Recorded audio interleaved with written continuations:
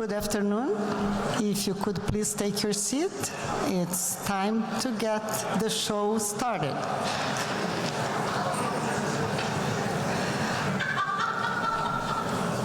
Welcome everybody to this afternoon's keynote. Advocacy is one of the most important things we do as AIA Florida. This year has been no different, with quite a lot of activity going on. After more than 2 years of work, after more than 2 years of diligent work by the Resilient Task Force, we submitted a proposed Resilient Building Appendix to be adopted by the 9th edition of the Florida Building Code, if approved. It was referred to 5 technical advisory committees of the Florida Building Commission, but unfortunately, all 5 recommended denial. However, we don't like to take no for an answer, and that means our job is not done yet. The second 45-day comment period has begun, and we are working with the stakeholders to better understand their opposition and hopefully garner their support going ahead. If we're not successful during this update cycle, we'll try again next time, and in the meantime, we'll find other venues to share this valuable document. Thank you to the Resilient Committee and the Appendix Task Force for this major accomplishment. I want to recognize the members of the Resilience Appendix Task Force with a presidential citation. Thank you to Lindsay Paris, AIA, and please come to the stage when I call your name. Julia Norman Webb, AIA, Monty Stark, AIA, Philip Donovan, AIA, Bob Bitterly, Rick Logan, AIA, and Peter Howerstein, AIA.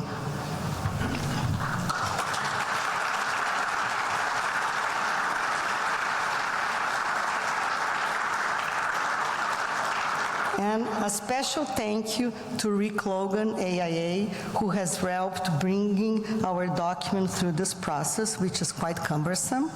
And a huge thank you to Peter Howerstein, AIA, who volunteered his time for this activity while serving as the chair of this year's convention. I appreciate you all sharing your time and knowledge with us and bringing all these benefits to our members.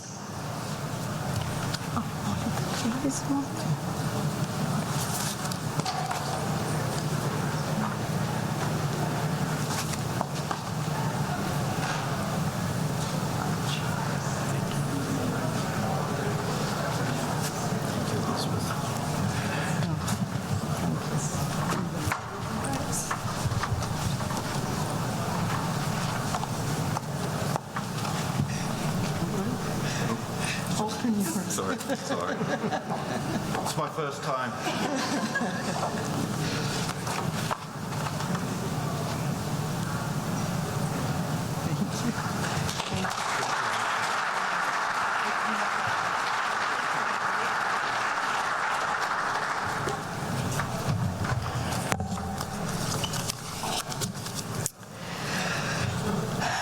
This year, even before session began, many members and students of AIA Florida gathered in Tallahassee for Legislative Day.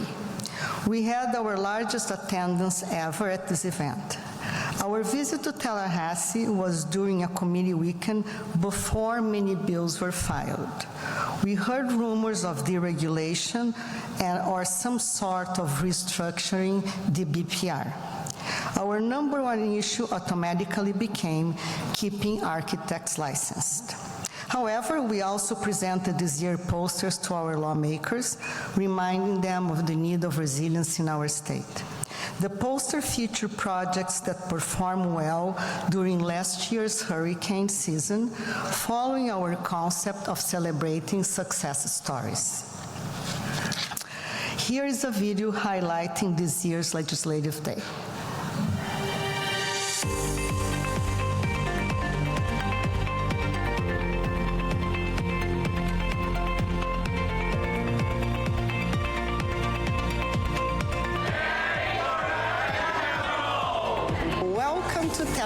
Tallahassee to the 2025 AIA Florida Legislative Day.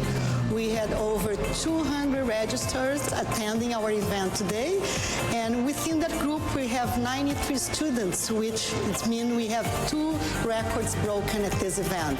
So every year we get more participants and the excitement keeps on growing. We've got a large group of UCF students, plus some of our Orlando chapter board members and Valencia students, and we're here at the Senator's office about to push some bills, and we're going to do great. It's a pleasure meeting with architects today about some critical issues facing Florida. Architects play such a critical role in ensuring that our facilities are safe. So it's so important that we secure the legacy for architecture and the professionalism behind that, which ensures that, of course, educations are required and licensing requirements are always there to make sure we can protect those who don't really quite know who maybe someone's house, a building might have been built that they could be standing in just like this one on the 10th floor of the Capitol. Before I served in the House for 6 years, I was a legislative assistant for 2 former members. And one of the first memories that I have as an aide to a state House representative was I had the privilege of meeting with AIA as an aide on my members' behalf. So you all have been consistent year after year after year in making sure that you come up and talk to us. It's made an impact. Always great to see the architects up here. Thank you so much for making the sojourn up here. We appreciate that. You bring great data, great issues, and we're looking forward to working with you this year and hopefully overall improve the life, safety, and health of Florida residents. Thank you so much for being here today.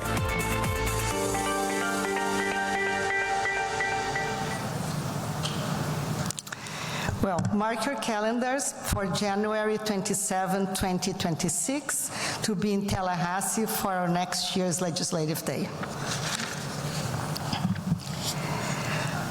You will recognize our next guest from the video just shown now. Representative Gallup Franklin represents Tallahassee area in the Florida House. He was aware of the legislation attempting to eliminate the Board of Architecture and Interior Design and continue education requirements for architects in committee and on the House floor. He voted consistently against this language each time it came before him. Thank you so much for your support. Please welcome to the stage Representative Franklin.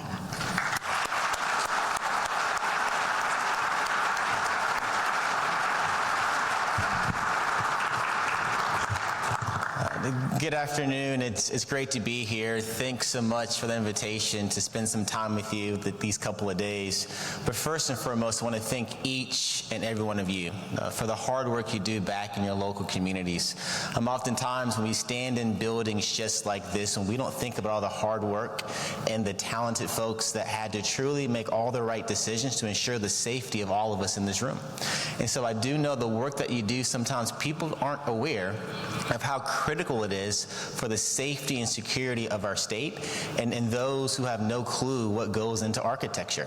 But I am a strong partner with ensuring that we regulate properly your profession. Oftentimes when people talk about getting rid of professional boards and allowing some appointed government bureaucrat to oversee a profession makes no sense to me. I'm a pharmacist by trade, so I can understand the importance to ensure that we have quality folks who are well-trained and continuing to get additional education to make sure that the profession maintains its integrity. It also maintains its high quality. It also maintains the brand of how important of the work that you do. And as you know, here in Florida, being an architect is becoming even more complicated and more complex. We have hurricanes after hurricanes happening across the entire state. And so now, without requiring continuing education, how do we ensure that the safety and security of those who have no clue what goes into building a building, those who have no clue that goes into designing a building, to make sure that they're safe when those hurricanes do hit? And so once again, just thanks all what you do, but I also want to encourage you to continue to be engaged and involved in the political process. And so I'm proud that this last legislative day at the Capitol, you burst the seams with more folks at the Capitol, but continue to do that. And the reason why being engaged in this process is so critically important, it reminds me of a speech that Abraham Lincoln gave in the fall of 1863 called the Gettysburg Address. He said that our government should be of the people. He said that our government should be by the people. He also said that our government should be for the people. But there is an unfortunate truth I came to share with you. Our government is of those who participate.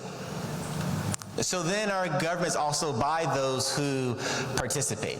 So unfortunately, it's also only for those who participate. And so the more you get engaged in that process, making sure you're lifting up your voices and supporting those and voting for those that align with your ideals, this country is going to be a better place. And so thanks again for the time to spend through this morning, or this afternoon, I'm sorry. Looking forward to meeting more folks. And of course, I'll see you again in Tallahassee. Thank you and God bless.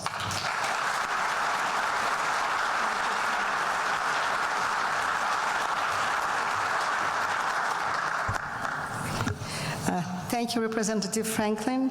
We appreciate your support on issues that matter to us. We look forward to seeing you again in Tallahassee. Now we were supposed to have Rhonda Hammond giving us a presentation on the plans for the AIA Florida's Strategic Council. Unfortunately, she got tied up in some other activity. Hopefully, we'll be able to bring her back in another session. And now I invite our Vice President of Resilience, Julian Norma Webb, AIA, to the stage.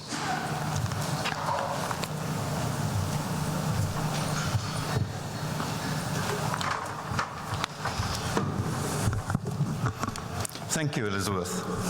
So I am Julian Norman Webb, AIA Florida Vice President of Resiliency, and it is my honor to introduce Elaine Molinar, AIA, architect and managing partner of the 80-person US studio of the global practice Snøhetta. And Elaine came to speak at the AIA Florida Gulf Coast Sarasota Design Conference some years ago, a conference entitled Architects as Agents of Change.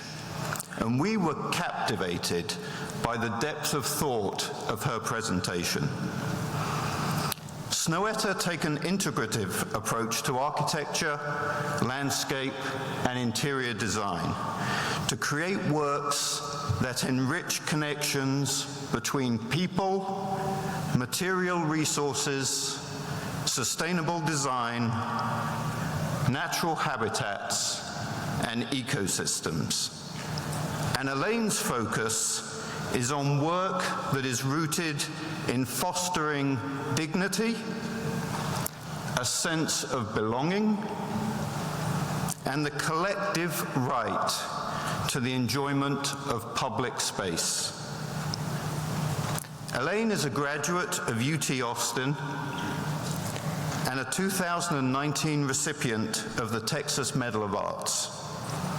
In 2022, Elaine was honored with the Beverly Willis Award for mentorship.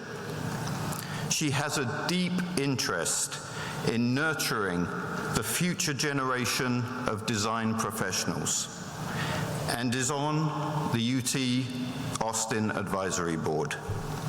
And also, as an advisory board member to the online platform Madame Architect, and as a previous board member of the Van Allen Institute, Elaine continues to share her broad perspective, rooted in a career that has crossed generations and cultures. Please give a warm welcome to the stage for Elaine Molinar.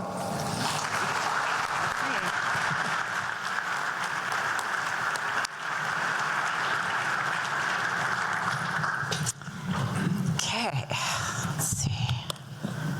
Yep, I have to log on again. Okay.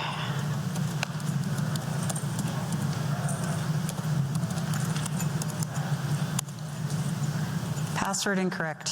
Okay.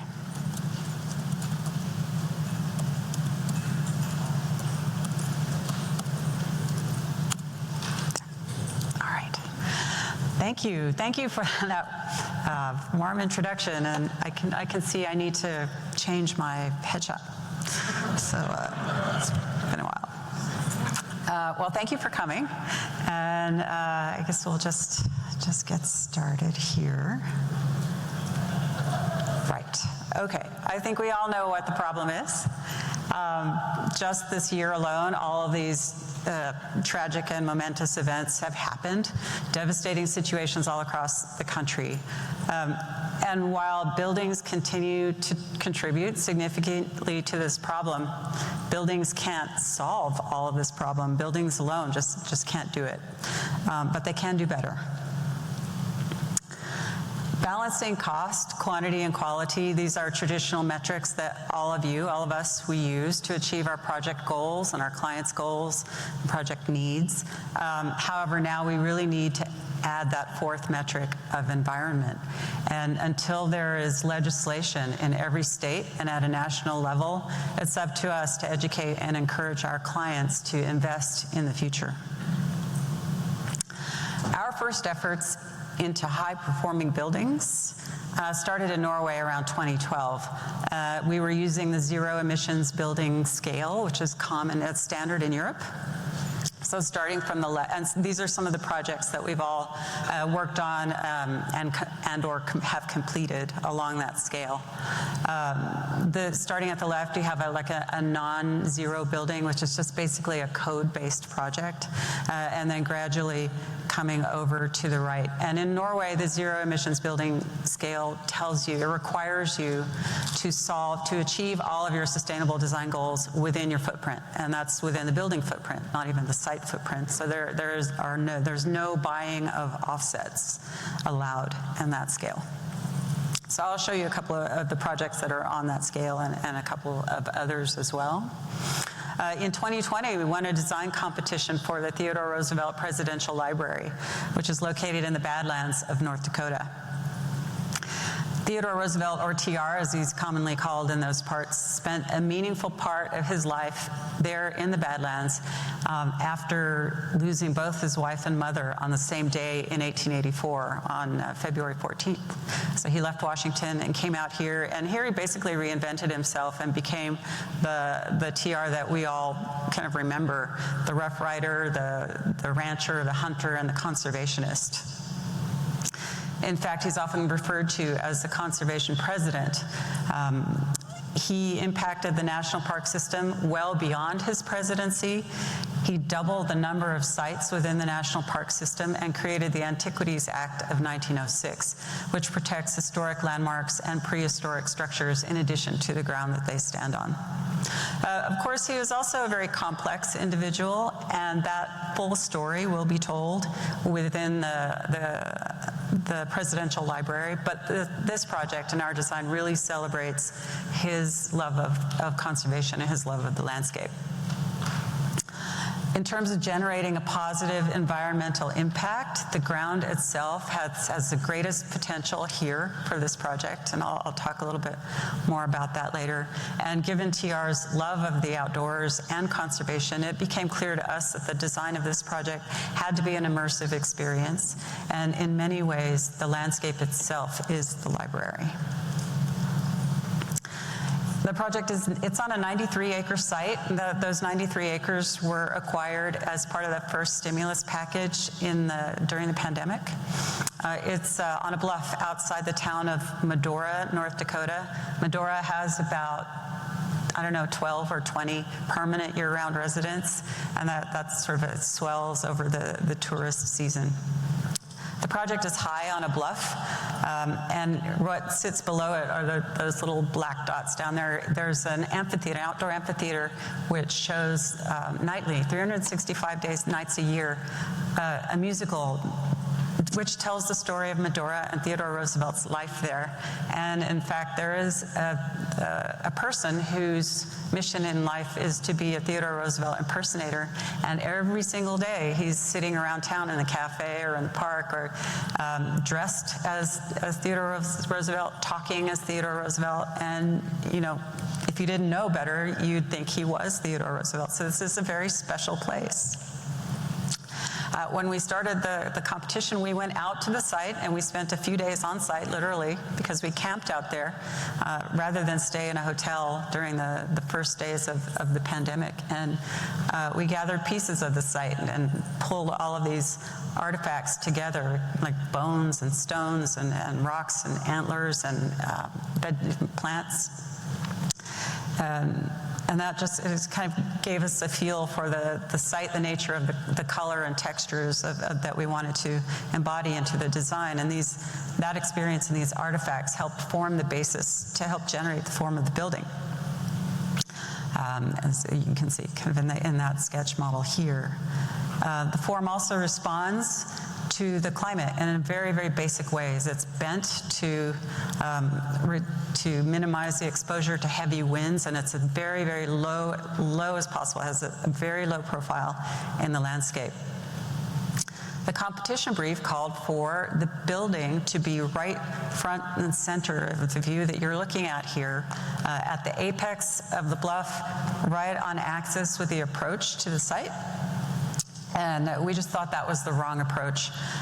So we moved the building over to the side and down the bluff a little bit and kept it as low slung as possible so that we would preserve the vast expansive views of the Badlands and a view towards Theodore Roosevelt's Elkhorn Ranch, which is off in the distance here.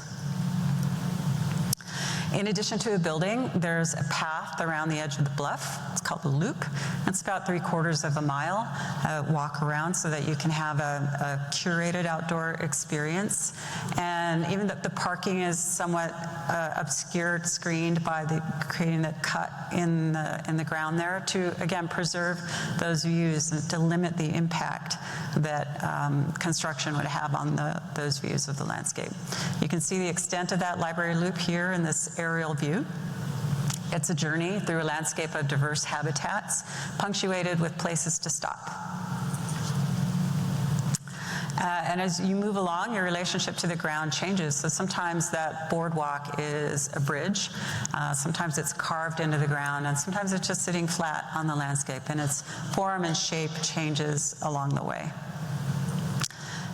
And there are things to do also. So there are, places to stop and have an overlook, or to have a curated and educational experience, or to come there at night and sit back and do some stargazing. It also provides a nice setting for educational walks and recreation.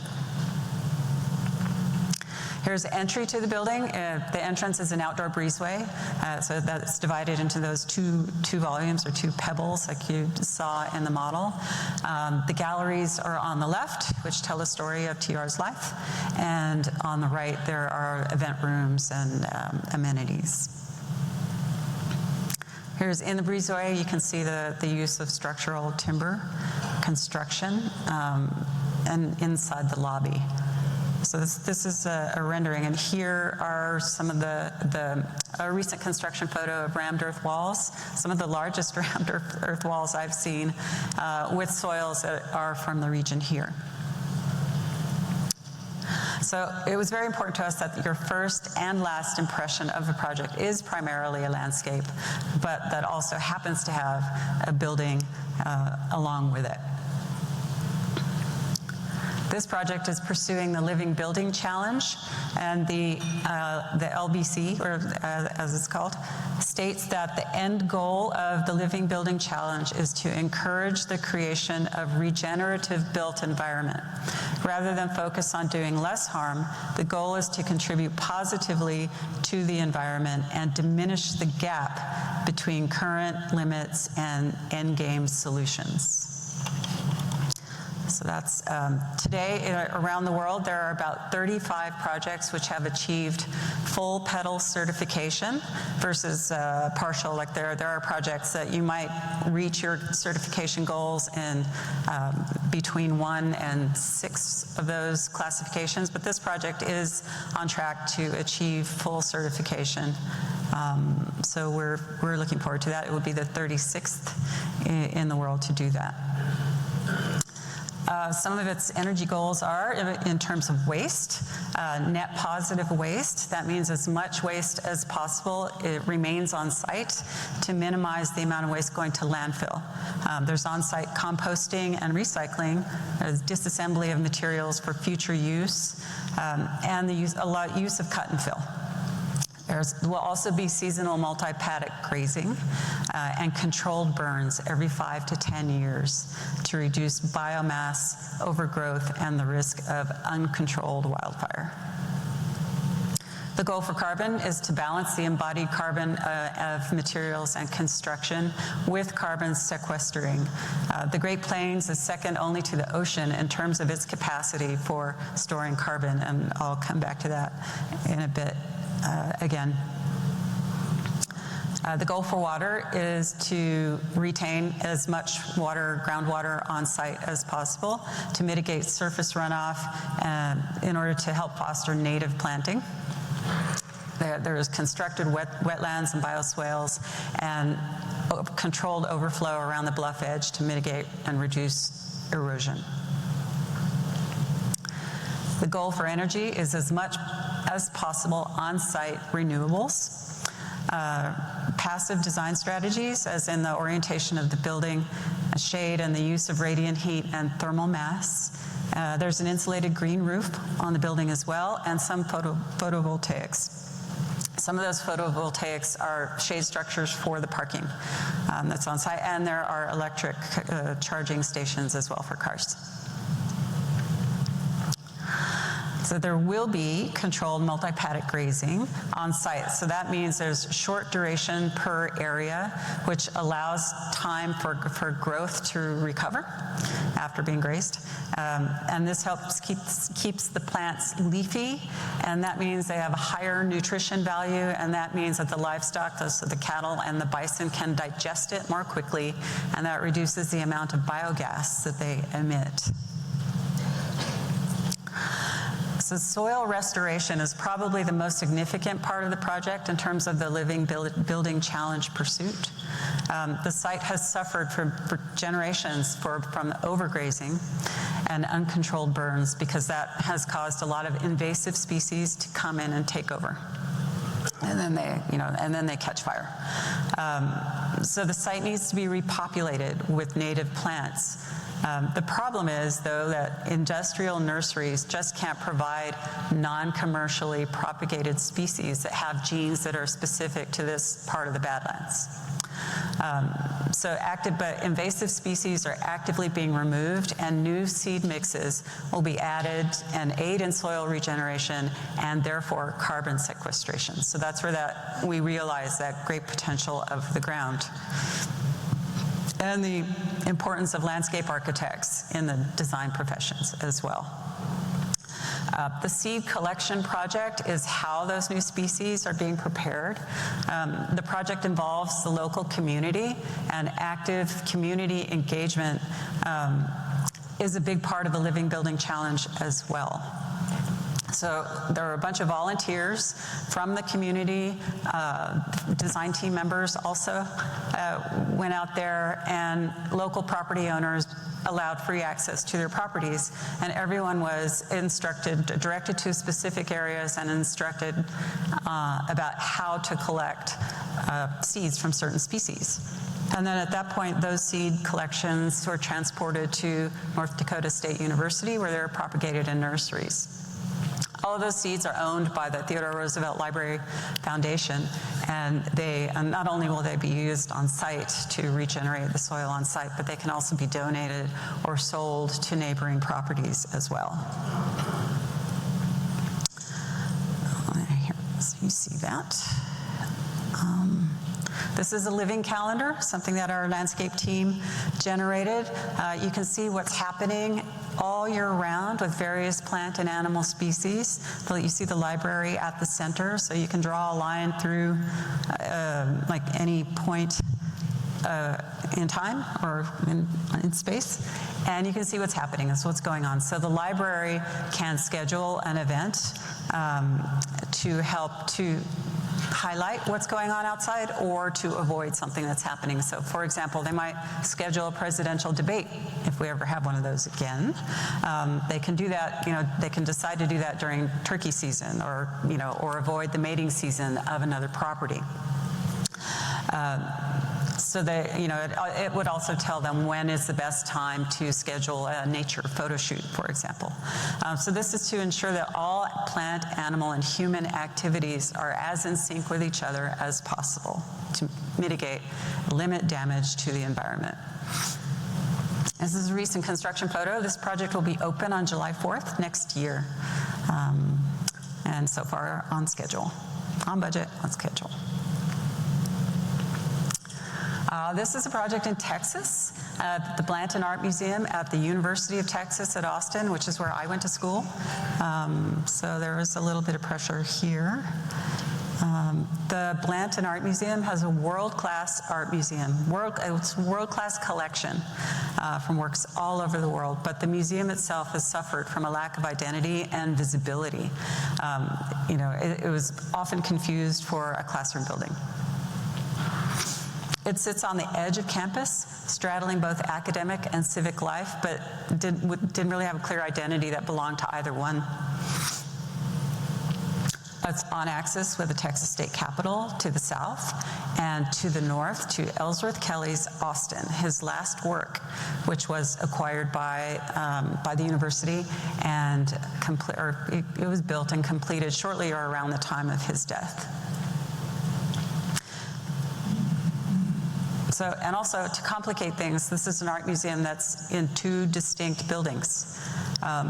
They each look like the other, but two completely separate buildings. So they have the shop, cafe, and offices in one building and the galleries in the other. But there was no way to tell which one was which, and no one could find the door. So they had signs everywhere, freestanding signs everywhere, art over here, tickets over here. It was a pretty frustrating situation, and the grounds, that space in between was no longer serving them well either. So we redesigned the grounds to help unify these two buildings and create a stronger identity for the museum, and to transform that space between into a lush and inhabitable garden. Because the truth is, Austin is hot. It's hot and humid, just like Florida, just like here, but it doesn't have the ocean. But much of campus life happens outside on campus. But this part of the campus was just really underutilized and uninhabitable and unpleasant. So revitalizing the grounds and creating shade was a priority for the outdoor space. The trees weren't thriving and couldn't be saved, so we had to come up with another solution to create shade. So we developed these freestanding, what we called shade petals, which had a geometry that would frame both the state capitol and Ellsworth Kelly's Austin when seen together, when seen in pairs. So that's that semicircular arch was designed to be a portal into those two iconic structures. Each petal is about 40 feet tall, just under 40 feet tall. It's a simple vertical cantilever.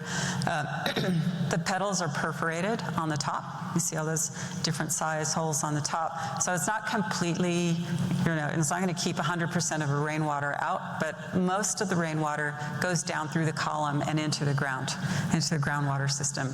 And all of those perforations have an upturn edge on the top side. So that means that there's additional water that kind of swirls around and then channels its way down to the column. So it's only getting a little bit of water through the perforations. But that's okay. We kind of wanted it that way. The perforations are important, so you'll see in a minute. But they are also very thermally beneficial. A lot of the heat is turned up and cast away from people on the ground, and the heat that does transmit down the column doesn't go all the way. It stops above for that zone where we all stand.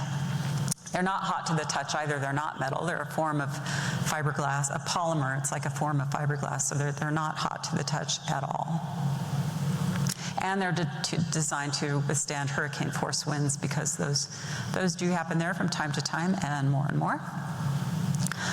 We study the shade and shadow patterns during the day during the year, all year round, to ensure that they were providing adequate coverage. The perforations create a very nice, gentle, dappled light, much like the trees, much like the shadows that were cast by the trees that had been there. And they're very soft and layered, and they project these nice patterns onto the building facades as well. There are 12 of those shade petals in total. 10 of them are between the two buildings, and there's 2 around the corner where the loading dock is to help with wayfinding, because there's a parking garage across the street, which is where everybody would come who wasn't coming on foot, which was almost no one, parked in the parking garage, and then their first experience of the museum was the loading dock. So we put those 2 petals there to kind of help with signage and wayfinding and bring people around the corner to the door to know that they were going the right way. And here they are. This was completed a couple of years ago. This is framing the Texas State Capitol to the south, and the Kelly Pavilion to the north.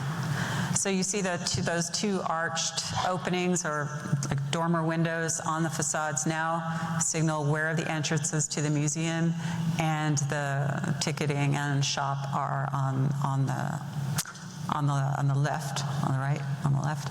The upside down arch is where the galleries are, and the right side arch is where the check-in is. So not only are they more noticeable because of their size, their shape, their color, and signage, it's now more visible and clear what's happening beyond the door too. There's the kind of the raised path that takes you from the parking garage, loading dock area to the grounds, to the courtyard.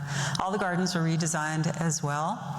And it's pretty popular now. It's a destination, a place to meet up. There's a significant temperature difference under those petals. It's pretty remarkable. And just under the arcade, on the left, you can see that bit of green and white. That was the Cuban artist Carmen Herrera's first major exterior public work, and also her last before her death.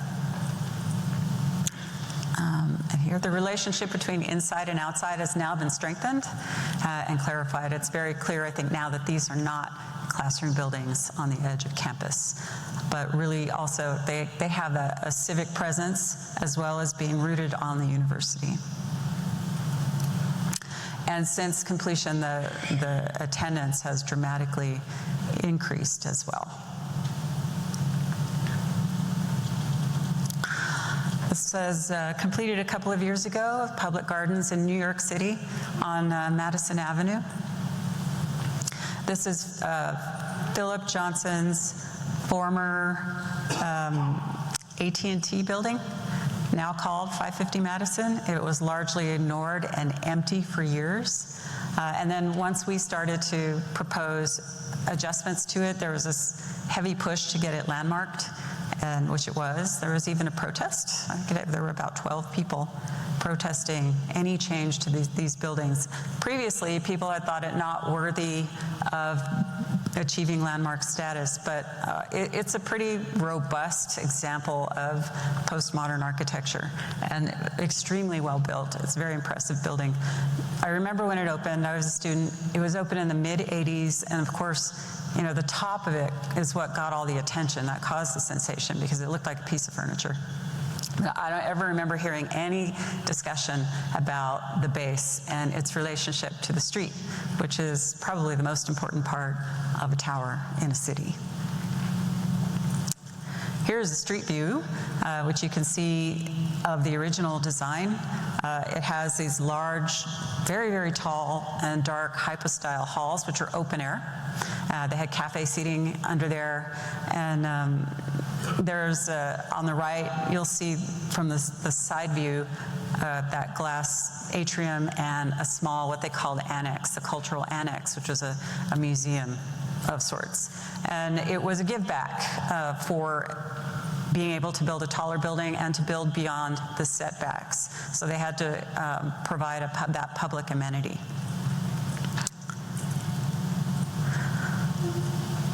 Even Philip Johnson admitted that those public arcades were not successful. He said the area at the base wasn't used and became cold and unfriendly. I think it's more accurate to say that the arcades were cold and unfriendly to begin with, and that's why they weren't successful. You can see the evolution of that passage. It shows how it gradually became more and more enclosed over time and monetized with encroachment on the open area with as much retail as they could cram in. And that really didn't do anything to help an emerging problem, or an obvious problem really, which is a significant lack of public outdoor space in this part of New York City. Even though most New Yorkers are within a 10-minute walk of the park, there was really a dearth of that kind of relief in this part of Midtown. So in an effort to address that problem and bring the building up to date without altering its original postmodern integrity, because remember, now it was landmarked. We were in the middle of the design phase. We made some very subtle, very, very subtle changes to the tower itself, but made a dramatic change to the privately owned public space behind the tower. So on the upper left, you'll see the original plan, and all that green shaded area was that hypostyle hall and that outdoor space and the passage. All that green shaded area was outdoors. And then over time, it kind of morphed into the right. More and more of that got enclosed, still public, still no particularly dedicated function. And those green stripes on the edge were what they called arcades, and they're about that wide. So not really arcades.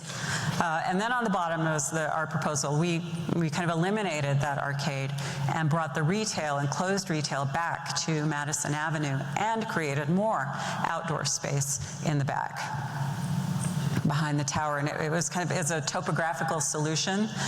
We got rid of that cultural annex, and except we only preserved the bulkheads that were required to get you down to the parking below. So that created a nice kind of topography and opportunity to design a garden.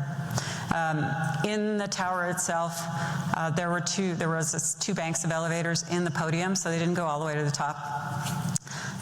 But they were facing you in the lobby, so we just broke those up and rotated them 90 degrees and created a very large window in between, which then gave you a view of the garden not only from the lobby, but also from Madison Avenue.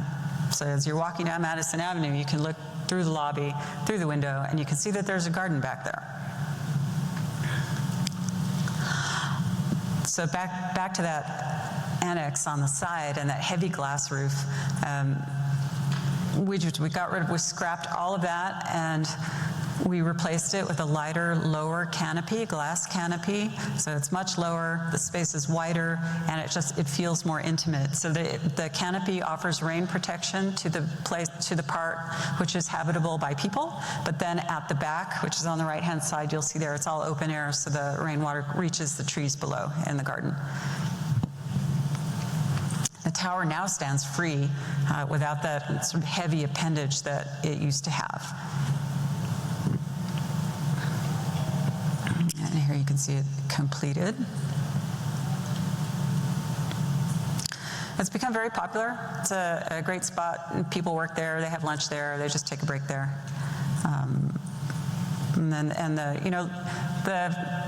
The interesting thing with landscape projects is that it takes up quite a while if they have vegetation, it takes quite a while for the vegetation to grow in. So generally, we're taking photographs of the work right when it's finished, and then the vegetation doesn't look as it should be, but it's continuing to develop and thrive. So here you can see the kind of the before and after images. And it's a series of circles, that circular geometry, which takes its cues from the circles in Philip Johnson's original design of the tower. And the paving that we used was repurposed from the cladding for that small annex that we removed. There's that big circular bench that you see on the left is heated, so it's quite comfortable and nice in the winter when it's cold. And right next to it is a waterfall, so all the rest of the year there's a nice white noise of trickling water down that stone face. There's variation in texture and density of the vegetation in the garden, and a bloom cycle that's mapped out to cover most of the year. There's about 50 trees, a couple of hundred shrubs, and more than 6,000 bulbs and plants. And there are also in more places to sit. There are bike racks. There were no bike racks before. There are gender-neutral restrooms and food, but it is not overpowered by retail as it was before.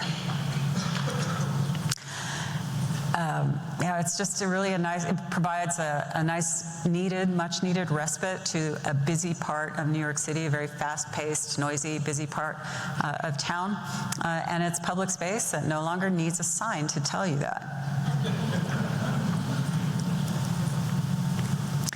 So this next project we started, I guess, about 10 years ago, before the pandemic, which is how we all measure time now, with the Harvard Center for Green Buildings at the GSD. And the project was to retrofit their headquarters, which is in a pre-1940s bungalow, into a living laboratory and energy-positive prototype.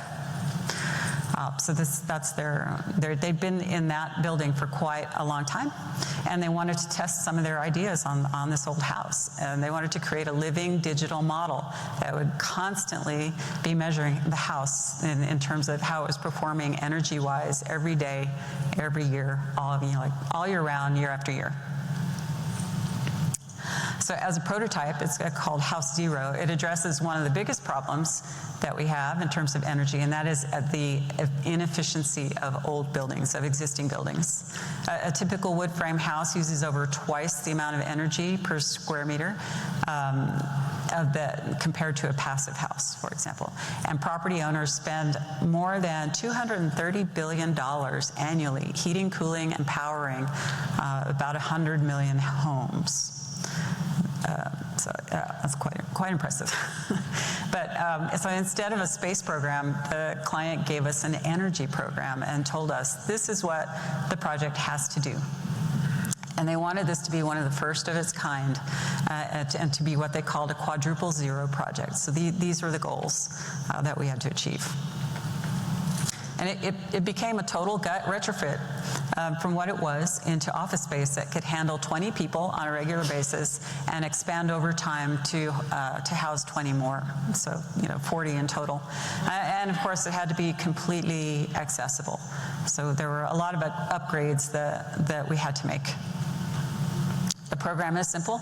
It's just offices, meeting rooms, and a couple of labs. One of its aspects is what's called 100% daylight autonomy, and that means zero electric lighting during daylight hours. So we enlarged the windows, we redistributed windows to capture more daylight into the building. We put these kind of flaps around the windows, these shrouds, which was designed for different faces of the building to control direct daylight, and we added skylights.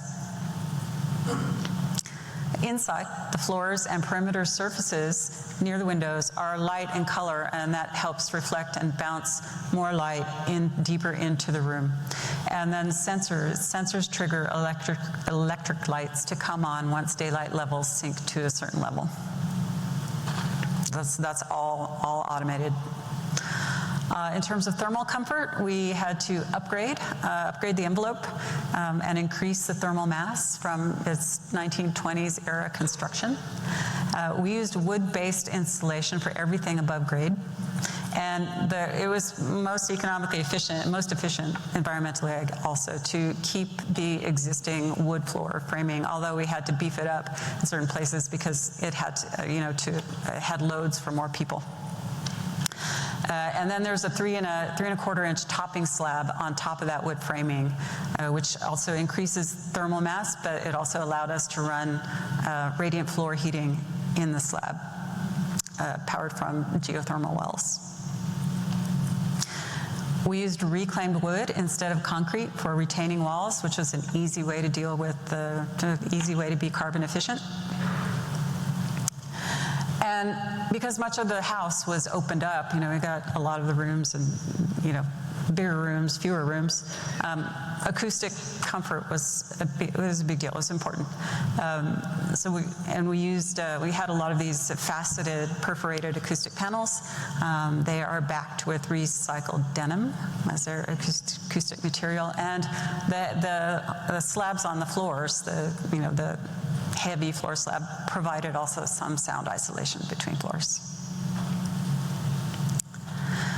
There you can see just an overall view of this space now. And of course, furnishings and finishes have non-toxic materials. So we had all these windows and skylights, so we needed to create natural ventilation. And which also all the windows and skylights open automatically on sensors again. So there are a lot of sensors throughout the house, inside and out, and they open when they need to let air pass through. But there are sensors for everything, every floor, every wall, both interior and exterior. They're embedded with sensors for the heat, for velocity, for carbon, for wind direction. There are weather stations on the roof as well. There's a solar chimney. So it's got a lot of bells and whistles. But the house's performance in any given area can be assessed at any time. Systems can be adjusted to optimize performance at all times, whenever they need, for whatever purpose.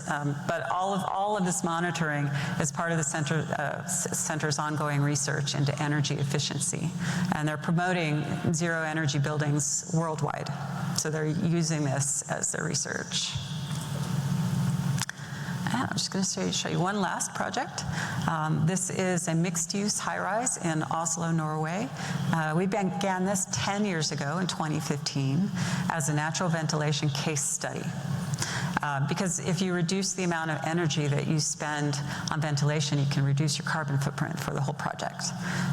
The developer, because it's commercial, mixed use, experienced that every time they changed tenants, they had to refit out because every tenant had new needs for their layout, their spatial requirements.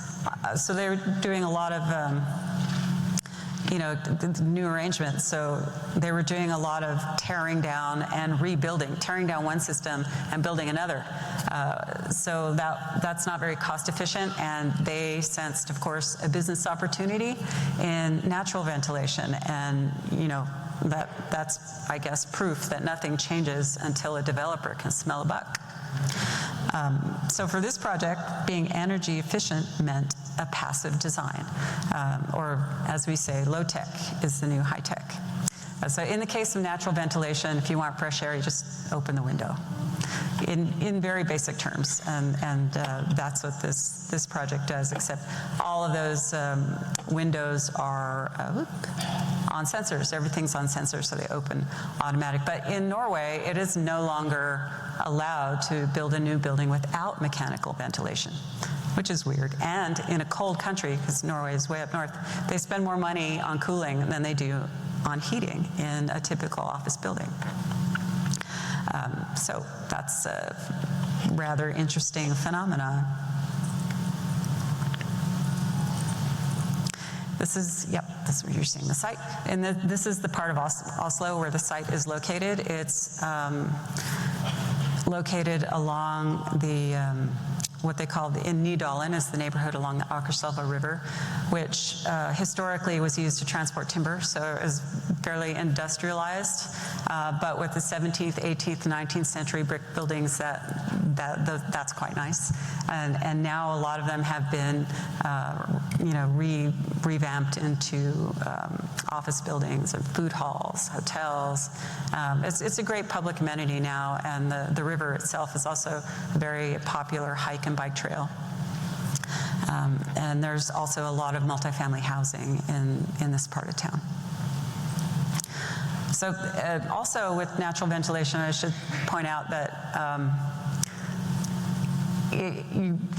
air quality and noise they're two key factors in determining if a naturally ventilated building is even viable. So for example, in New York City, it's probably not a good idea. But in this part of Norway, in this part of Oslo, in fact, we thought it could work. So they don't. Yep. It's so we were the developer actually was eager to try it out. And you can see here on the site plan that the site is very close to the river. The river comes quite up close. But rather, we didn't want to build a wall of a building against the water, so we broke it up into 2 volumes. And also that helped us separate the entrances to the office building, the office tower, and the apartment tower, because there are also apartments in this building. And so we cut that passage through the site, and we shaped the outdoor spaces so that they would have the optimum conditions of sunlight and minimize wind exposure, and that's how we kind of shaped those outdoor spaces, and then the outdoor spaces help shape the building form, which I'll show you in a bit. And the city of Oslo wanted this to be a tower. They wanted it to be a landmark. They wanted it to be high. It's over 200 feet tall, which is probably not that tall here, but pretty tall there. So we looked very carefully at where we could, minimize wind, maximize sunlight, where it should be tall, where it should be not so tall. So there you have those 2 volumes there, and you'll see those public spaces on the street, which is pedestrian. It's all pedestrian access here. So here's how we looked at shaping those towers. And we studied how the building could enhance natural ventilation so that the air had optimal conditions in which to move. So I'll show you, is that moving? Yes. Okay.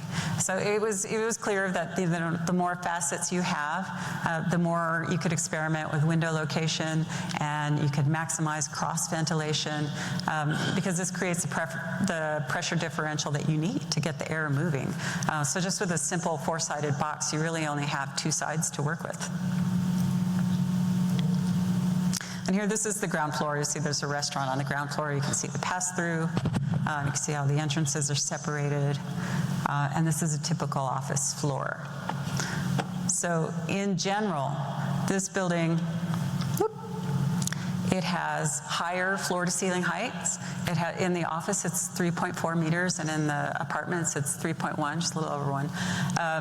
Because it's all natural ventilation, you have like 90% less area needed for mechanical space, which means you can have that greater height. You can have taller windows, which is going to get you better views. It's going to get you better cross ventilation.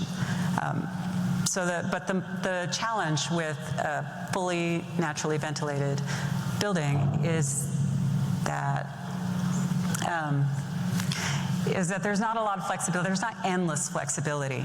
So, because, when the tenants shift, they kind of all want their things where they want them, but you can't do that here. But in this case, you see the shaded corners. We put the meeting rooms always on the corner, and those stay. So you could remove a meeting room, and that's fine, but you can't really add more, or you can't add a string of enclosed offices, because you need the air circulation around all of that.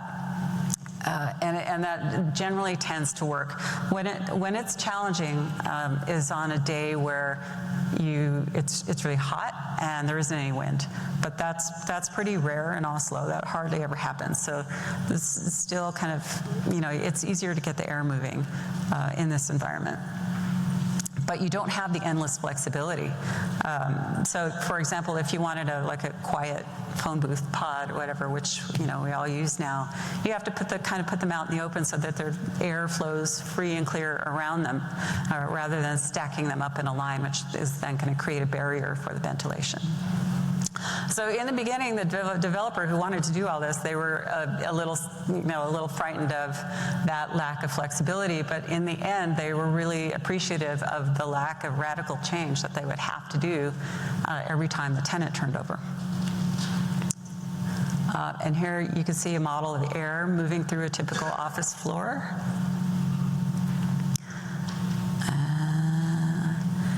And there are sensors which read the occupant load, and which tells them, when those hatches need to open to get the air moving through. But you can always override the system just by opening a window, but the system will adjust. So those hatches open for 3 minutes every hour on the hour in a normal day. They might stay open longer if it's nice outside, or they might open just for 30 seconds in the dead of winter when it's cold. So people know, they can predict, they know when this is going to happen. They might decide to get up and go take a break or walk around if they don't want to be right in front of one of those hatches when they open. There's a small vent. You can see those small vents that kind of open and help regulate the air pressure. But again, you can always just open the window. If you really want a lot of fresh air, you just open the window. And when those hatches open, they're open for such a very short period of time that they don't really change in a negative way the temperature of the floors and the walls because it's just open such a short time. So you still have the benefit of the thermal mass that the floors and the walls that are designed into this project. And as part of the ongoing research for this, there are sensors everywhere, of course, and there's a constant feedback loop. So there's a lot of data that's being read, and a person comes out every 3 months and talks to people who are working in the offices and asking them, how are they doing? How's their thermal comfort? Is it too cold? Is it too hot? What's going on? And it stores weather data for up to 5 days so that they can plan how the system is going to need to be tuned just based on that. But there's no situation where every occupant is going to be 100% satisfied. I think in a typical office building, if you ask people about their thermal comfort, between 7 and 17% are going to be dissatisfied. But in a naturally ventilated building, that's really only 3 to 4%. So it is really a great improvement to their thermal comfort of the occupants. This is a typical apartment floor. So there are about 40 units, all with unique layouts. And most of them, if not all of them, has tilted walls, as well as exposed concrete ceilings, which is a little unusual in that market. It's more common in other places.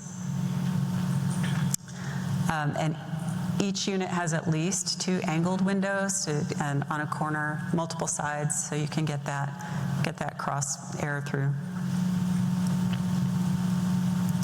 And all of the apartments have at least 1 balcony. And they were designed to be seen from below. So you're on the street below, you look up, you see the bottom. So they're faceted and designed to change as the light conditions change. In that middle picture, you see an example of a clay wall. So all of the meeting rooms on the office floor have clay walls. It's about 5 centimeters of clay and then like a topping, a finish layer, finish coat. So that creates a lot of thermal mass and also has some heating tubes inside of it.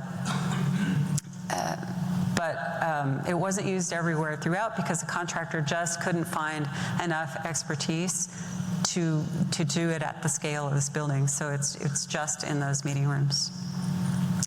And the vegetation on the roof terrace, there's an occupiable roof terrace, as well as some photovoltaics up there, but it's designed to create habitats for at-risk species of bees and butterflies. And in the press, it was voted Norway's 2nd ugliest building. How great is that?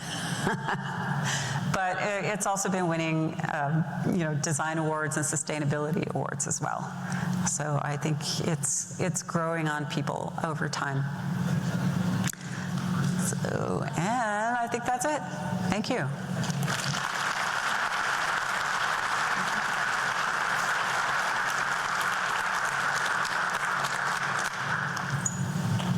All right.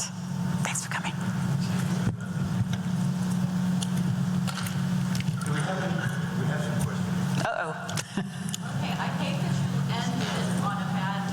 No, it wasn't. We were fine with it. What I'm curious about is, how is their vacancy rate? Because it seems like a place that would be wonderful. How is the vacancy rate? I think they're full. The occupancy rate is good. People actually like it. People who use it are happy, and I think just because it looks strange compared to all the buildings around it in the neighborhood, and there's no such thing as bad press, is there? I don't think so.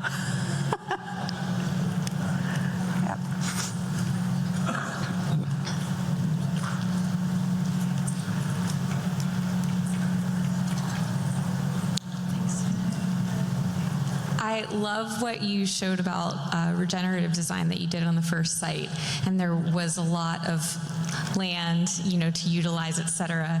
So for some of these more urban projects, aside from, taking a site that already is in disrepair and needs to be remediated, have you found much success in achieving regenerative design for spaces like that, and what do you recommend?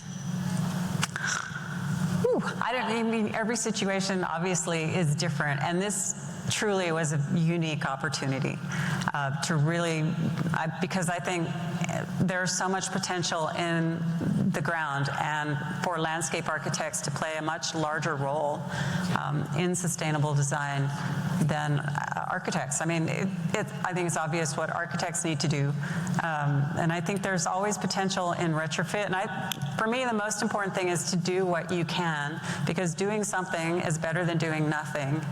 And I think it's really hard to meet that really high bar with existing construction, and it's really hard to meet that high bar with new construction, because your client has to be on board, and they have to be on board up front, and it cannot be on the VE list. Because every time, we've seen it so many times, their ambitions are high, and as time goes on, as you get all of your cost estimates start to come in, the first things that get hit are those, what they might consider extra or not essential, nice to haves, but can't, like the photovoltaic, the bird protection glass, thermal heating. I don't have a good answer to your question.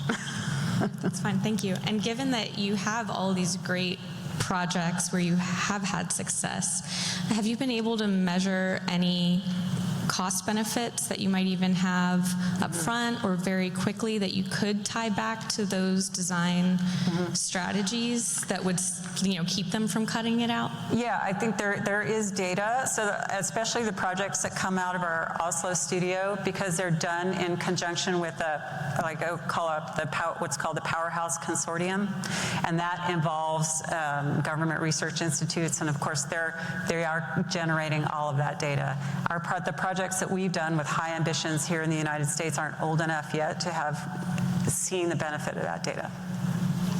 But I'll go. Hello? Yep. Hi. Over here. My name is Harrison, and thank you for the presentation. I noticed in one of the photos with the vent that opened at the top of the wall that there was a firefighter, and I know that you also talked a lot about sensors in the building, maybe measuring the humidity levels in the air that was moving throughout. Are there steps being taken in the event of accidents in the building, per se a fire occurring, to operate? Sorry, what? Which project were we looking at? It was the one right before the last, in Norway, I believe. It had vents opening at the top of the walls. Oh yeah, those vents opening at the top of the wall. They're automatic for the natural ventilation. Yeah, so I was wondering if there was an intentionality with putting, I believe it was a firefighter. No. It wasn't? Oh, okay. It's construction. Oh, okay. That was during construction. I was mistaken then. But is there any other step with the innovation of those sensors, or is it just purely for the sustainability of the air to move throughout the building? Are the sensors just for natural ventilation, or are there for other systems? Is that your question? Yeah, I didn't know if there was any other system or purpose for those in the building. No, those are just for natural ventilation. Thank you. Was the elimination of the glazed facade of the 550 Madison Avenue a design decision or an economic decision? Are you talking about the clay walls? No, the glass wall in the front. Oh, the glass wall in the front. On the 550, no, before the arcade on Madison Avenue. It was originally presented as a glazed front for the first 3 floors or 4 floors. Are you behind the tower? No, in front of the tower. In front of the tower. Well, that used to be open air. No, all the way up. It was cut out. And where the archway is was all glazed all the Oh, way yeah, up. that's a window, yes. No, No? not just the archway, the whole front. I'm not sure I understand your question. Okay. Sorry, try again. The facade, front facade of the original design. Yes. For your original design of the front facade. Of the. Well, that we didn't change. The central entrance where you go in the building, that big arch portal was always open and still is. No, it was originally all glazed in the front. Oh. Not originally, but your design for the front of it was originally all glazed. Well, when we came to the project, that was open. Yes. Yeah. And then you even cut out the whole thing up to the 5th floor, and it was glazed like a modern glazed facade, all glass curtain wall. And was that change a design decision or an economic decision? Well, the design decision, the owner wanted retail. They wanted like regular retail. No, sorry. I'll talk to you. Okay. Yeah, I need a drawing. Yeah, show me. All right. Okay. Are we done? So I'd just like to point out that when the Eiffel Tower was first built and the Parisians looked at that, they said it also was the ugliest building in the world. So I think you're in very good company. Thank you. So thank you, Elaine Molinar and Thank you. Snøhetta. Thank you.